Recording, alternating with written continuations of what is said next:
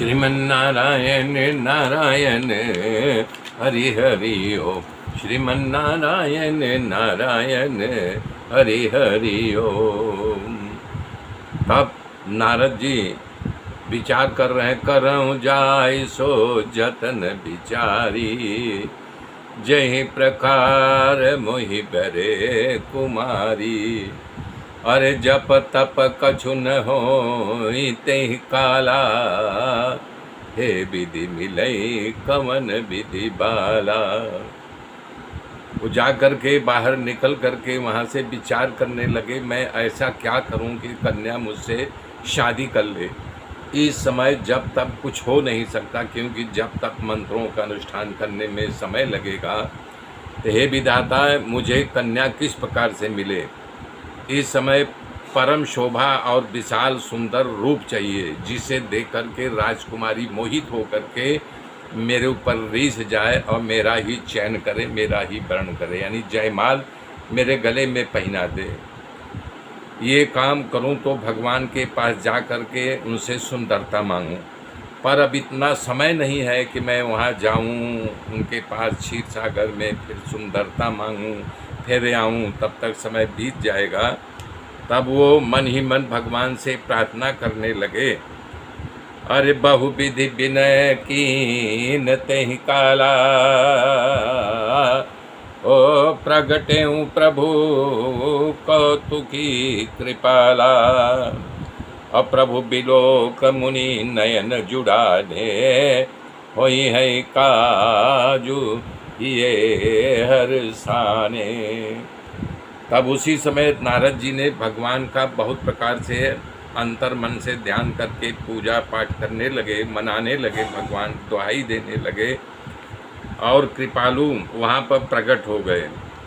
स्वामी भगवान को देख कर के नारद जी अति प्रसन्नता हो गए, उनके मन में हर्ष हो गया कि अब मेरा काम बन जाएगा।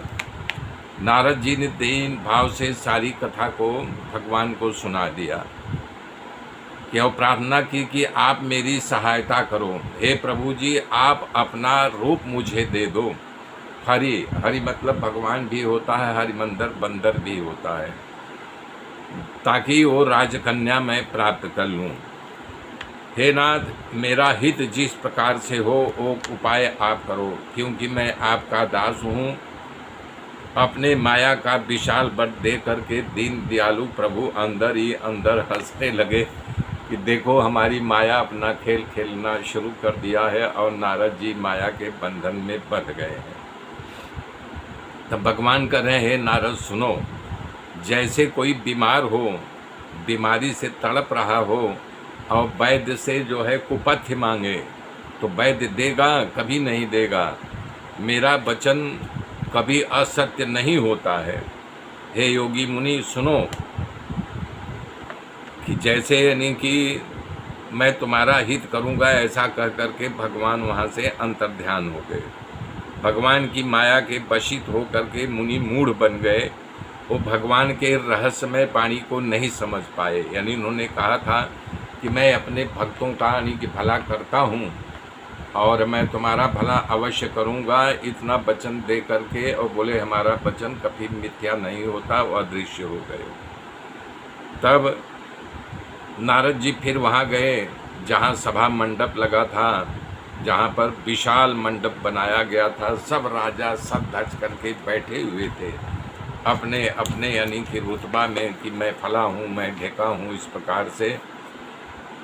तो वहाँ पर नारद जी गए। जब नारद जी वहाँ पहुँचे तो सब देख रहे हैं नारद जी आ रहे हैं, सब उनको प्रणाम किया और अपने जा कर के आसन पर बैठ गए।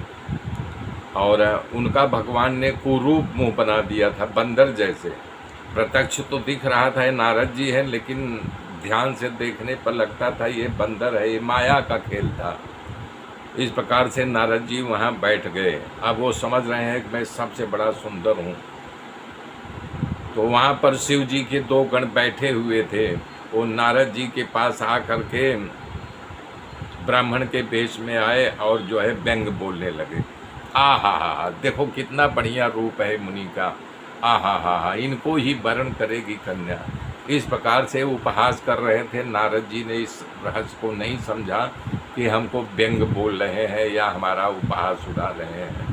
मेरे मित्रों, मेरे साथ बने रहिए, आगे की गाथा फिर कल जोड़ूंगा। तब तक के लिए जय श्री राम, जय श्री राम।